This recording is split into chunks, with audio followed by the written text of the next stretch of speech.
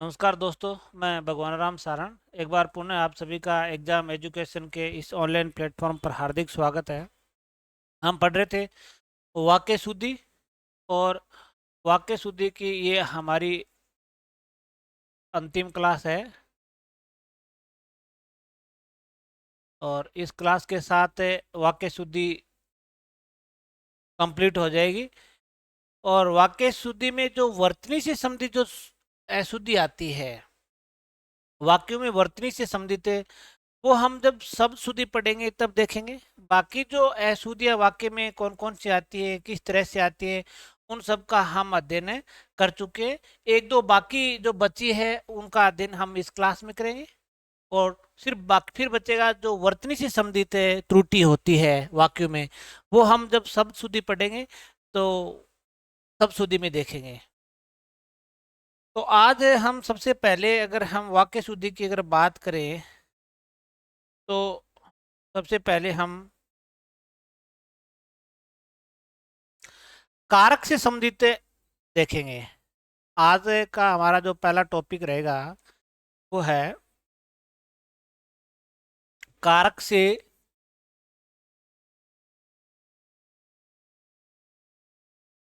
संबंधित अशुद्धि। यानी वाक्य में कारक से संबंधित अशुद्धि कौन कौन सी होती है और किस तरीके से आती है वो देखेंगे हम। कारक से संबंधित अशुद्धि। वैसे हम बात करें तो वाक्य क्या है कि कारकों का एक समूह है। कारकों के साथ हम वाक्य में क्या जोड़ते हैं? क्रिया जोड़ते हैं। क्योंकि सभी कारक आते हैं, कर्ता कारक है, कर्म कारक है, करण है, संप्रदान है, अपादान है, संबंध है, अधिकरण है, संबोधन है, ये सब कारक ही हैं। और उनके साथ हम क्या जोड़ते हैं? क्रिया जोड़ते हैं। तो वाक्य में कई बार कारक का भी गलत प्रयोग हो जाता है, तो उससे वाक्य क्या है? अशुद्ध हो जाता है। तो कारकों की अशुद्धि किस तरीके से आती है उनका हम अध्ययन करेंगे। कई बार हम जैसे लिखते हैं ना कि देश भक्तों को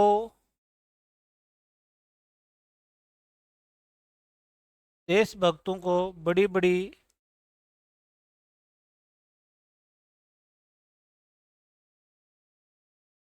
बड़ी बड़ी यातनाओं यातनाओं को सहना पड़ता है। या यूं नहीं, देशभक्त बड़ी बड़ी यातना सहते हैं। ये एक वाक्य है, सहते हैं। देशभक्त बड़ी बड़ी यातनाओं को सहते हैं, ये वाक्य है। तो यहाँ इस वाक्य में एक को कर्म कारक का प्रयोग किया गया है। को कर्म कारक का प्रयोग किया गया है। वाजिब है कि कर्म कारक की जो विभक्ति है या तो को आएगा या फिर आप कह सकते हैं क्रॉस का निशान आता है। यानी या तो आएगा नहीं को, या फिर सीधा आएगा कर्म कारक। यही कर्ता कारक की पहचान है। या तो ने आता है कर्ता के साथ या फिर कोई कारक की विभक्ति आती नहीं, लेकिन वो कारक करता है। बाकी जितने भी कारक हैं, जैसे करण कारक के साथ से आता है, द्वारा आता है, संप्रदान के साथ के लिए आता है, अपादान से आता है। लेकिन यहाँ ये बात देखने योग्य बात है कि यातना यातना तो निर्जीव है, निर्जीव है। और को है वो हमेशा सजीव के साथ आता है। यातना क्या है? निर्जीव है, और को हमेशा सजीव के साथ आता है। तो यहाँ इनका प्रयोग है वो गलत किया गया है। को का प्रयोग नहीं होना चाहिए, क्योंकि जब कर्म कारक निर्जीव हो तो आप को का प्रयोग नहीं करोगे। कर्म कारक अगर सजीव हो तो हम को का प्रयोग करते हैं। तो सही वाक्य क्या रहेगा कि देश भक्तों, देशभक्त है, भक्त तो नहीं आएगा, देशभक्त आएगा। देशभक्त, बड़ी बड़ी, बड़ी बड़ी यातनाएं, यातनाएं सहते हैं, ये वाक्य रहेगा। यानी देशभक्त है, वो बड़ी बड़ी यातनाओं को सहते हैं, ये गलत है। देशभक्त बड़ी बड़ी यातनाएं सहते हैं, ये वाक्य सही है, क्योंकि को है वो सजीव के साथ आता है। जैसे हम अक्सर देखते हैं ना कि माता ने, माता ने बालिका को, बालिका को दूध पिलाया, तो यहाँ बालिका को, बालिका के साथ को आया है, इसका मतलब बालिका सजीव है। तो को विभक्ति का हम प्रयोग करते हैं कर्मकार के साथ। अगर कर्ता निर्जीव है तो आप उसके साथ को का प्रयोग नहीं करोगे। जैसे कई बार हम देखते हैं कि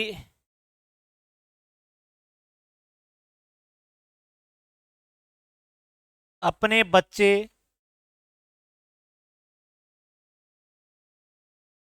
चरित्रवान बनाओ,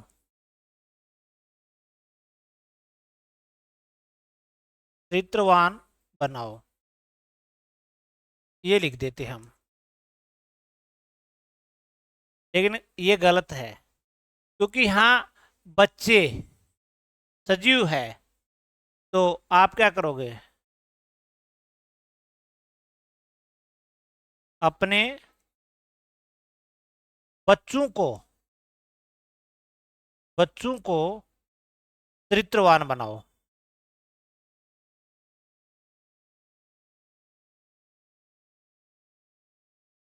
बनाओ, ये सही रहेगा। अपने बच्चों को चरित्रवान बनाओ। अपने बच्चे चरित्रवान बनाना गलत है, अपने बच्चों को चरित्रवान बनाओ। यहाँ को कारक का हमने को विभक्ति का प्रयोग किया, वो एक सही है। जैसे कई बार हम कहते हैं ना कि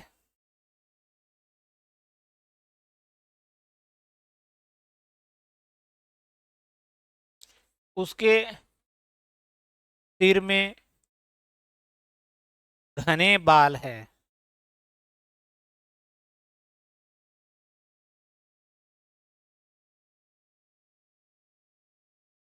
उसके सिर में घने बाल नहीं, में नहीं आएगा, उसके सिर पर घने बाल है, पर आएगा, में गलत है यहाँ पर। तो उसके सिर पर घने बाल हैं, ये आएगा। जैसे कई बार हम कहते हैं ना कि बंदर पेड़ में बैठा है,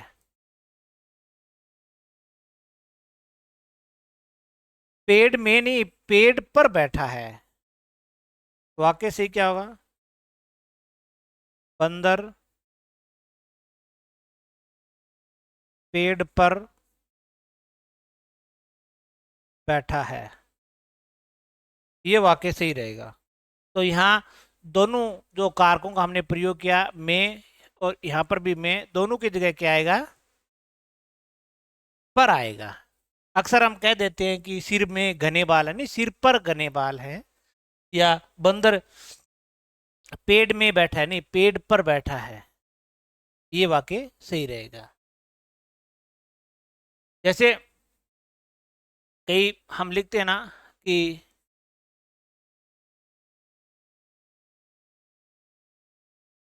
गुरु के ऊपर श्रद्धा रखो,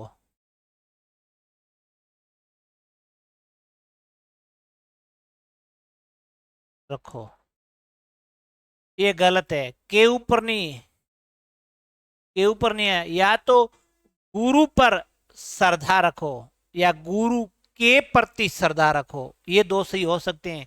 गुरु के ऊपर श्रद्धा रखो, ये गलत है, ये गलत है। या तो आप इसका सही क्या करोगे कि गुरु, गुरु पर श्रद्धा रखो, या इसका सही क्या होगा कि गुरु के प्रति, गुरु के प्रति श्रद्धा रखो, ये दोनों सही है, ये गलत है। गुरु के ऊपर श्रद्धा रखें, ये गलत है। बाकी गुरु पर श्रद्धा रखें या गुरु के प्रति श्रद्धा रखें, ये दोनों सही वाक्य हैं। जैसे कई बार हम कह देते हैं कि आप किस रेल में आए, जैसे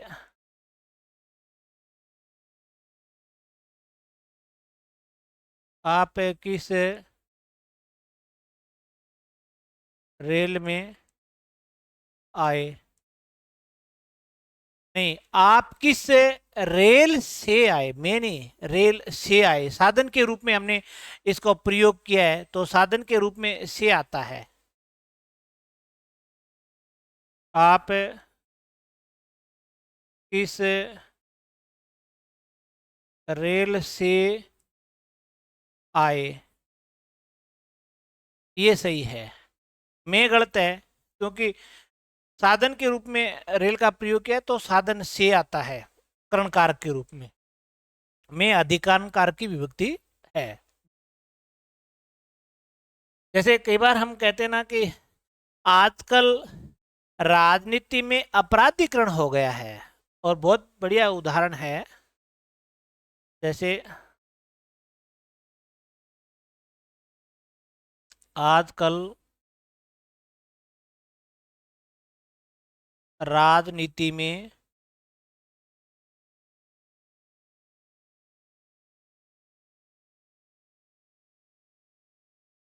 अपराधीकरण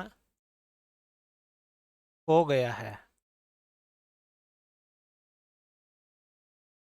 आजकल राजनीति में अपराधीकरण हो गया है, राजनीति में नहीं, आजकल राजनीति का अपराधीकरण हो गया है। तो में विभक्ति का प्रयोग नहीं आकर के का विभक्ति का प्रयोग आएगा। आजकल राजनीति का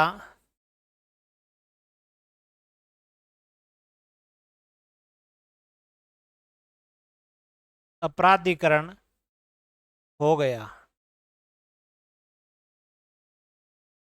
है, यानी आजकल राजनीति का अपराधीकरण हो गया, ये बात सही है। राजनीति में अपराधीकरण गलत बात है। तो यहाँ पर कारक का सही प्रयोग नहीं किया गया था, तो कारक से संबंधित त्रुटि है। यहाँ पर कारक का सही प्रयोग किया गया, ये वाक्य सही है। जैसे कई बार हम बोल देते हैं वह बाजार में सब्जी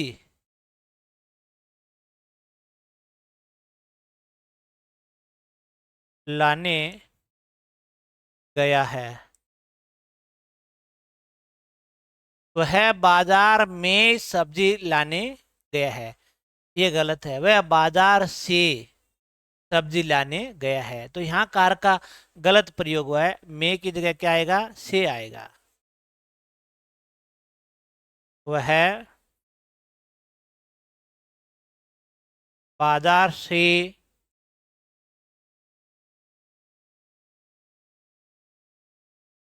सब्जी लाने गया है।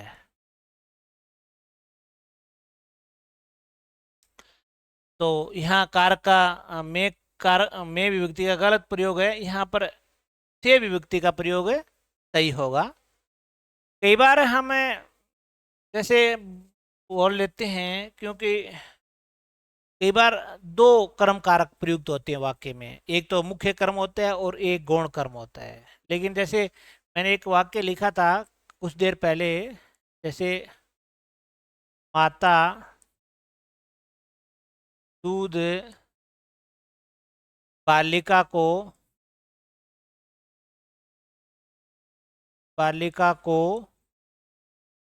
पिलाती है। ये एक वाक्य लिख दिया मैंने, माता दूध बालिका को पिलाती है। अब ये वाक्य गलत है, लेकिन यहाँ कारक से संबंधित कोई त्रुटि नहीं है, इस बात का ध्यान रखो, क्योंकि कारक से संबंधित त्रुटि नहीं है, कारक का इसमें कोई गलत प्रयोग नहीं किया गया है। लेकिन यहाँ पर क्या है कि देखो कि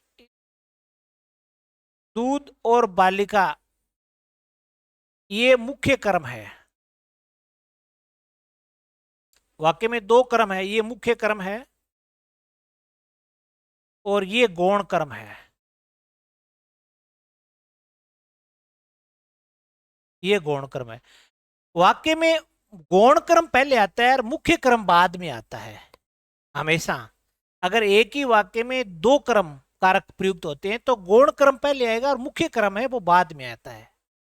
यहाँ इसकी जो मुख्य कर्म की जो पहचान है वो ये है कि एक तो ये निर्जीव होता है, अधिकांश निर्जीव होता है, एक ये क्रिया के पास होता है, क्रिया के पास। एक इसकी पहचान ये है कि ये विभक्ति से रहित होता है, ये इसकी पहचान है। और गौण कर्म की पहचान ये है कि ये पहली बात तो ये सजीव होता है,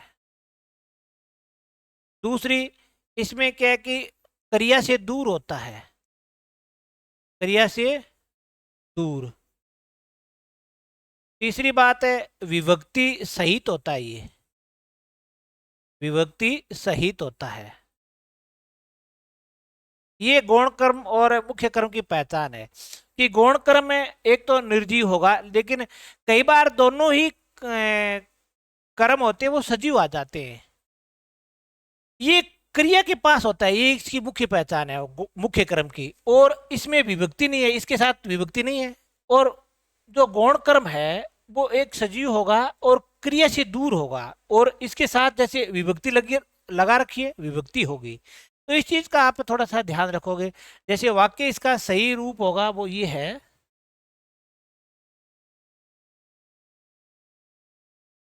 सही इसका रूप है कि माता बालिका को दूध पिलाती है। अब ये हो गया गौण क्रम और ये हो गया मुख्य क्रम। वाक्य में गौण क्रम पहले आएगा और मुख्य क्रम बाद में आएगा। अब इसकी पहचान देखो, ये गौण क्रम है, क्रिया से दूर है और विभक्ति सहित है, इसके साथ ये विभक्ति है। ये मुख्य क्रम है जो क्रिया के बिल्कुल पास है, इसमें कोई विभक्ति नहीं है।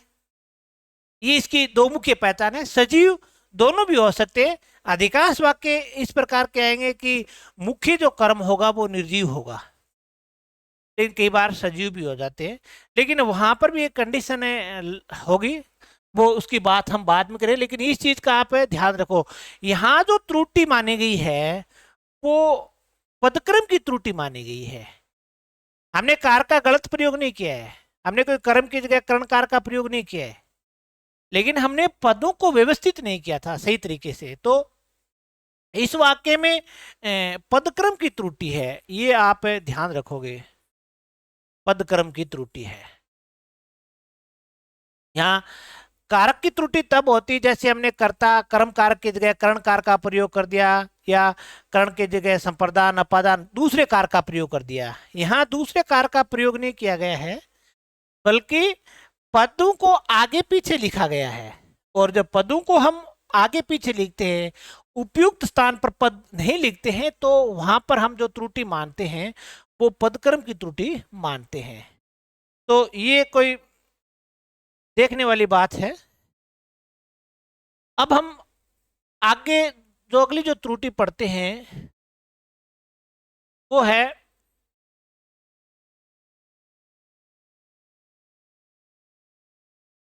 प्रत्यय के कारण, प्रत्यय के कारण वाक्य में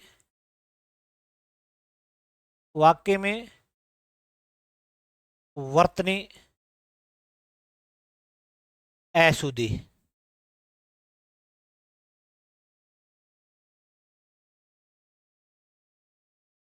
प्रत्यय के कारण कई बार वाक्य में क्या है कि वर्तनी की अशुद्धि आ जाती है, वो यहां पर हम देखते हैं। बाकी जो वर्तनी की जो त्रुटि है उसका हम अध्ययन है वो शब्द शुद्धि में करेंगे। उसका अध्ययन कब करेंगे? जब शब्द शुद्धि पढ़ेंगे तब हम शब्द जैसे अपराधीकरण कैसे लिखा जाता है, केंद्रीकरण कैसे लिखा जाता है, केकी कैसे लिखा जाता है, कवियत्री कैसे लिखा जाता है, उन चीजों की हम वहां पर चर्चा करेंगे। अभी इस क्लास में हम प्रत्यय के कारण वाक्य में जो वर्तनी की अशुद्धि होती है उस पर चर्चा करेंगे। प्रत्यय के कारण वाक्य में कौन कौन सी अशुद्धियां हो सकती है। सबसे पहले अगर हम बात करें तो ये है कि ये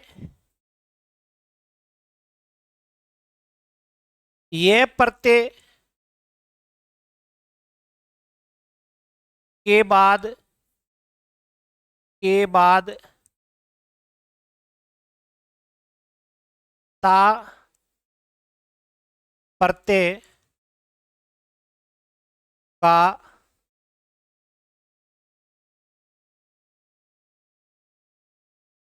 प्रयोग वर्जित माना जाता है।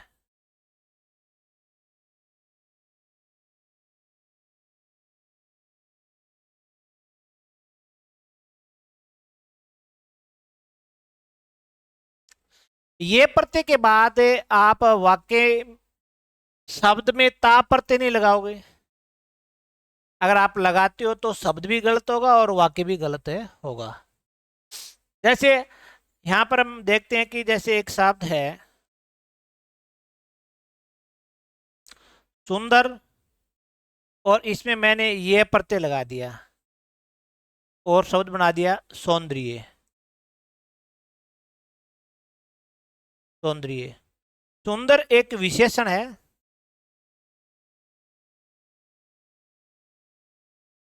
और ये प्रत्यय लगाने से ये भाववाचक संज्ञा बन गया। ये क्या बन गया? भाववाचक। अब अगर आप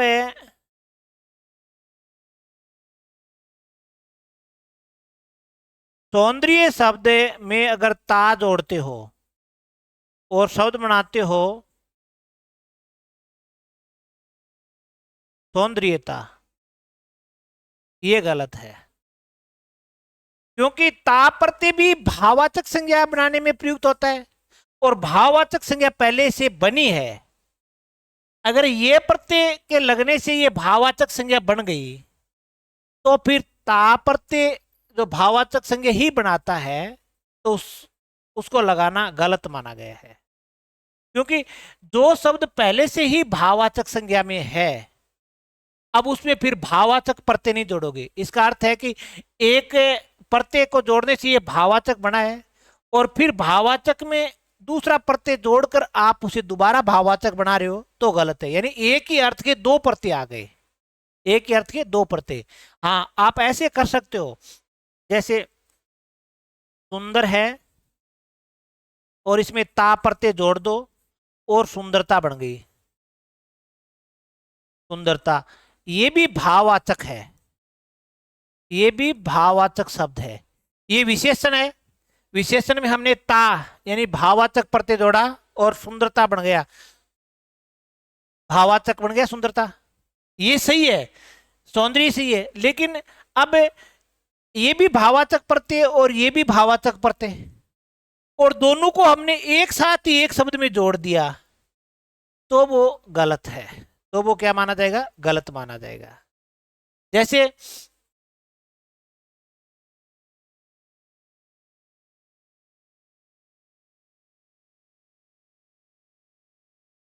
फूलों की सौंदर्यता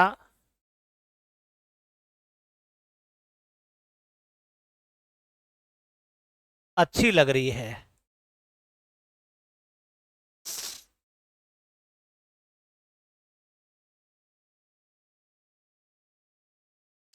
फूलों की सौंदर्यता अच्छी लग रही है, ये गलत है यहां पर। या तो आप इसे ऐसे करो कि फूलों का सौंदर्य अच्छा लग रहा है, या तो आप ऐसे करो, अच्छा लग रहा है, या फूलों की सुंदरता, या आप करो फूलों की सुंदरता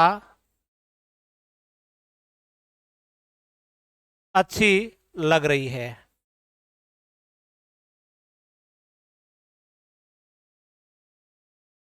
यानी इनका आप अलग अलग प्रयोग करोगे तो वाक्य सही रहेगा। अगर एक साथ इनका प्रयोग करोगे, ये के बाद ता प्रत्यय का प्रयोग करोगे, तो वाक्य गलत माना जाएगा।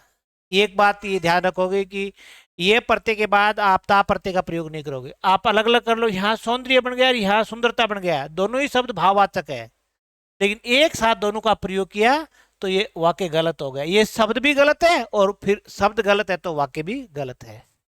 इसी तरीके से बहुत सारे शब्द आ जाते हैं, जैसे मधुर एक शब्द है, एक विशेषण है, और इसमें ये प्रत्यय जोड़ दिया, ठीक है, और मधुर शब्द में ता प्रत्यय जोड़ दिया। जैसे यहां पर ये प्रत्यय जोड़ा तो शब्द बन गया माधुर्य, और यहां पर ता प्रत्यय जोड़ा तो शब्द बन गया मधुरता। अब अगर आप माधुर्य जो शब्द है और इसमें अगर आप ता जोड़ते हो और माधुर्यता बनाते हो, ये गलत है, ये फिर गलत है। ये सही है, ये विशेषण है, ये भाववाचक है, ये विशेषण है, ये भाववाचक है, लेकिन माधुर्यता गलत है। इसी तरीके से जैसे लवण शब्द है और इसमें ता जोड़ दो, या लवण शब्द में ये जोड़ दो, तो लवणता। दूसरा इसका बन गया लावण्य। अब लावण्य शब्द है, इसमें ये प्रत्यय ऑलरेडी लगा हुआ है, और अगर आप इसमें ता जोड़ते हो, लावण्यता बनाते हो, तो वो गलत है। तो फिर वो क्या है? गलत है। इसी तरीके से हम देखते हैं कि आलस एक शब्द है,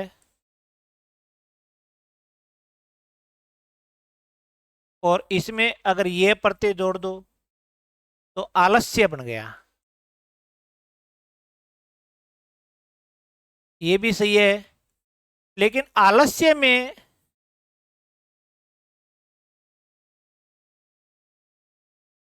अगर आप ता प्रत्यय जोड़ते हो, आलस्यता, ये गलत है। ये फिर क्या हो जाएगा? गलत हो जाएगा। आलस्यता ये गलत है, ये सही है। जैसे निपुण शब्द है और इसमें ता जोड़ दो, निपुणता। निपुण शब्द है और इसमें ये जोड़ दो, जैसे निपुणता।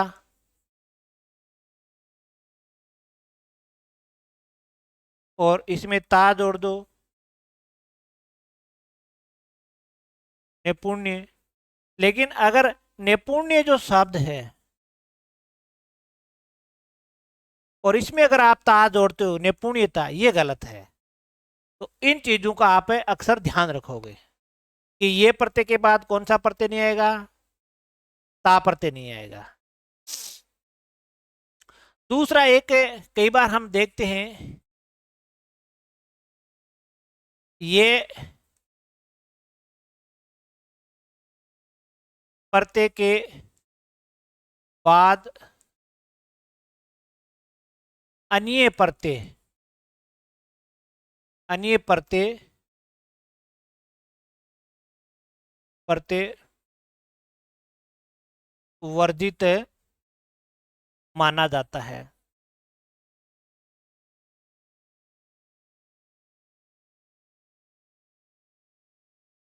ये प्रत्यय के बाद कौन सा प्रत्यय नहीं आना चाहिए, अन्य प्रत्यय, अन्य प्रत्यय वर्जित माना जाता है। जैसे हम कई बार देखते हैं ना शब्द, जैसे एक पूज्य जो शब्द है और इसमें मैंने ये प्रत्यय लगा दिया, या पूज्य जो शब्द है उसमें मैंने अन्य प्रत्यय लगा दिया, तो यहां पर ये हो गया पूज्य और यहां पर हो गया पूजनीय। लेकिन यहां जो पूज्य जो शब्द है और अगर आप इसमें अन्य प्रत्यय लगाते हो तो शब्द क्या बन गया, पूजनीय, ये शब्द बन गया। ये गलत है, ये शब्द क्या है, गलत माना गया है। ये के साथ आप अन्य प्रत्यय नहीं लगाओगे। पूज्य पिताजी आ गए, पूजनीय पिताजी आ गए, ये सही है। पूजनीय पिताजी आ गए, ये गलत है। तो ये प्रत्यय के बाद है वो अन्य प्रत्यय का प्रयोग नहीं करोगे। इसके बाद अगर हम बात करें कारक से संबंधित त्रुटि की, तो इष्ट प्रत्यय के बाद तर तम प्रत्ययों का, प्रत्ययों का प्रयोग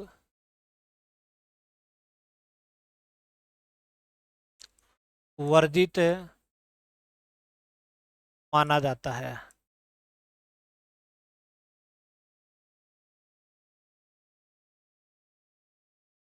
इष्ट प्रत्यय के बाद आप कौन से प्रत्यय का प्रयोग नहीं करोगे, तर प्रत्यय का प्रयोग नहीं करोगे और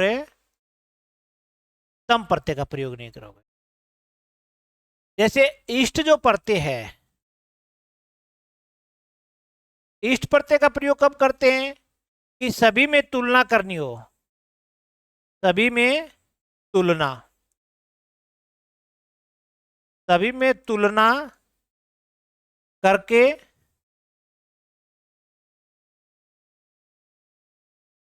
एक को श्रेष्ठ सिद्ध किया जाता है।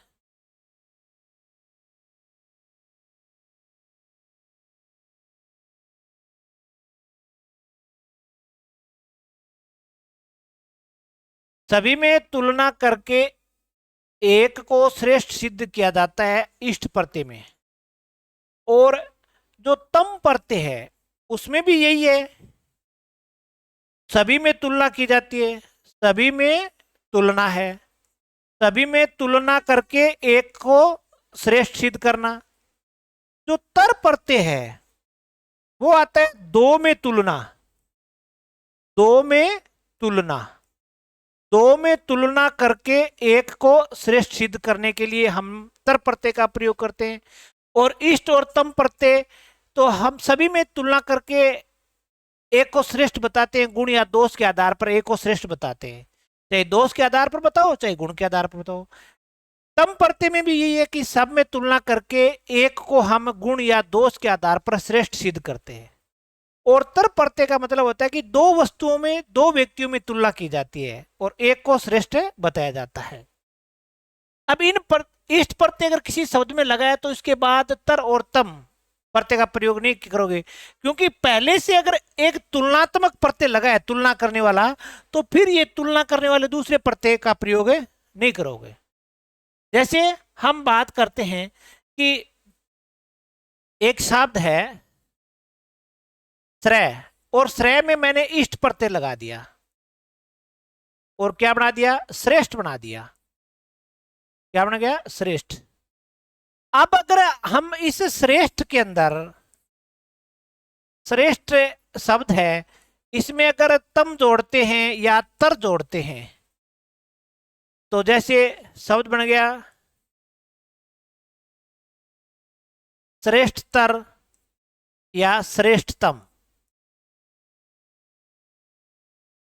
ये गलत है, ये दोनों गलत है, क्योंकि जब एक तुलना करने वाला प्रत्यय तो लग गया इसमें, श्रेष्ठ में एक इष्ट प्रत्यय लग गया है, और फिर तम और तर प्रत्यय का प्रयोग आप नहीं कर सकते। अगर करोगे तो फिर वाक्य गलत माना जाएगा।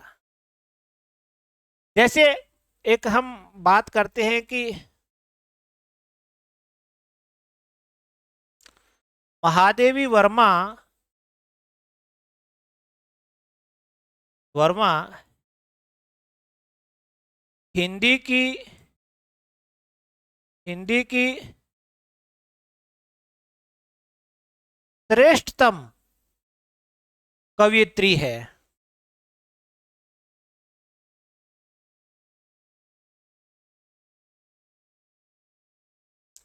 तो यहां श्रेष्ठतम आ गया कि महादेवी वर्मा हिंदी की श्रेष्ठतम सबसे बढ़िया कवियत्री है। इसका मतलब सब कवियों की हमने तुलना की और उसमें महादेवी वर्मा को हमने श्रेष्ठ चुना है। लेकिन यहां पर यह शब्द गलत है, क्योंकि यहां पर इष्ट प्रत्यय और तम दोनों प्रत्ययों का प्रयोग है, इसलिए यह गलत माना गया, वाक्य गलत है। ये वाक्य गलत है। वाक्य सही क्या होगा कि महादेवी वर्मा हिंदी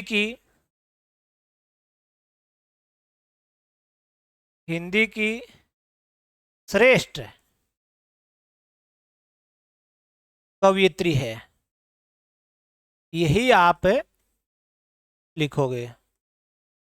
यानी सबसे बढ़िया कवियत्री है हिंदी की, श्रेष्ठ आ गया, क्योंकि सब में तुलना करने के लिए तो हम इष्ट का प्रयोग करते हैं, और सब में तुलना करने के लिए हमें तम का प्रयोग करते हैं, और दो में तुलना करने के लिए हम तर का प्रयोग करते हैं। इसी तरीके से हम कई बार कहते हैं, जैसे एक बल शब्द है और इसमें मैंने इष्ट लगा दिया और शब्द बन गया बलिष्ठ, सही है। अब अगर बलिष्ठ जो शब्द है, बलिष्ठ में अगर हम तर जोड़ते हैं या फिर तम जोड़ते हैं और शब्द बना लेते हैं कि बलिष्ठतर और बलिष्ठतम, ये शब्द गलत है, ये शब्द गलत है। बलिष्ठ सही है। राम बलिष्ठतम पहलवान है, ये इस तरीके से अगर वाक्य आ गया कि राम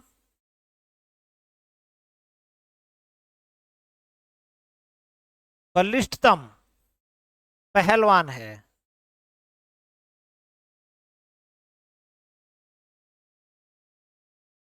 ये गलत है, क्योंकि बलिष्ठतम शब्द नहीं होगा, क्योंकि इष्ट प्रत्यय के बाद तम प्रत्यय नहीं लगेगा। तो सही क्या होगा, सही होगा कि राम बलिष्ठ यानी सबसे बलशाली, बलिष्ठ पहलवान है।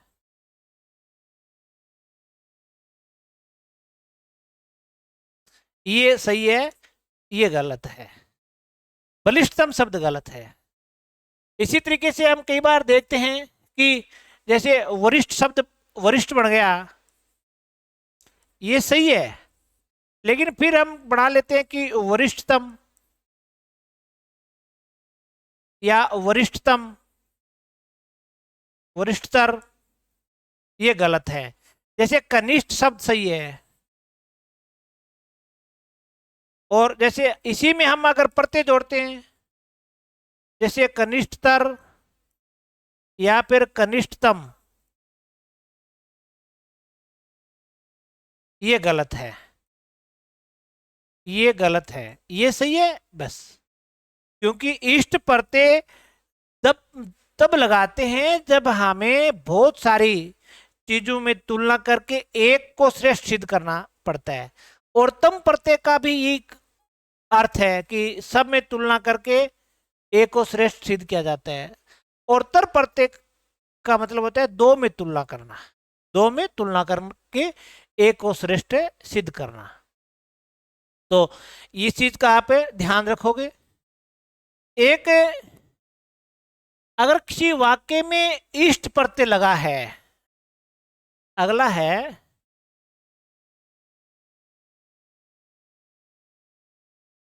इष्ट प्रत्यय,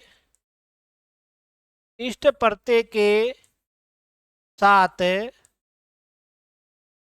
साथ सबसे सबसे शब्द शब्द का प्रयोग नहीं किया जाएगा। यानी इष्ट प्रत्यय के साथ सबसे शब्द का प्रयोग नहीं किया जाएगा।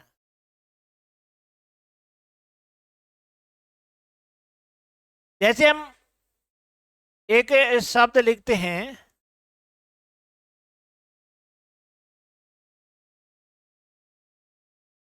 महादेवी वर्मा सबसे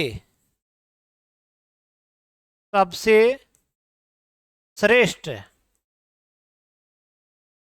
श्रेष्ठ सबसे श्रेष्ठ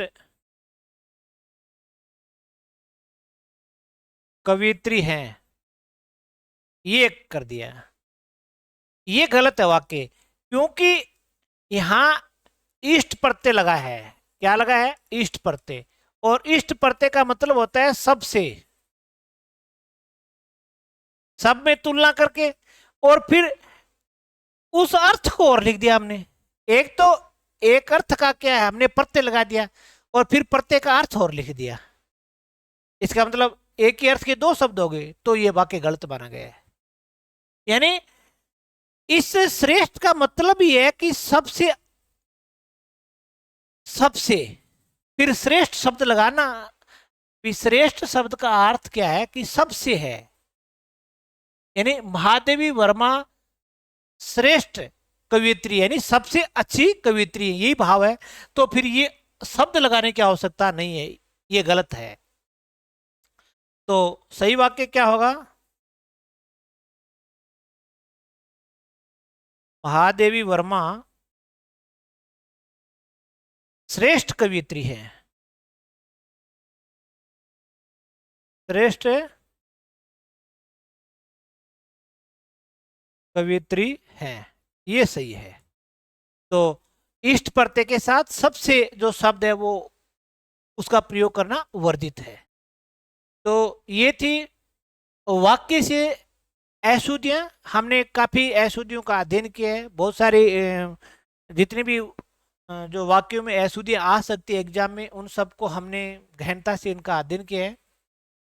अब वाक्य अशुद्धि के हिसाब से जो वर्तनी से संबंधित जो त्रुटि बची है वो एक से ऐसी है। वर्तनी से संबंधित त्रुटि है वो हमें शब्द शुद्धि की जब क्लास होगी, क्योंकि वर्तनी शब्दों की और शब्द शुद्धि की जो क्लास होगी तब हम उनका अध्ययन करेंगे। तब तक के लिए जय हिंद, जय भारत।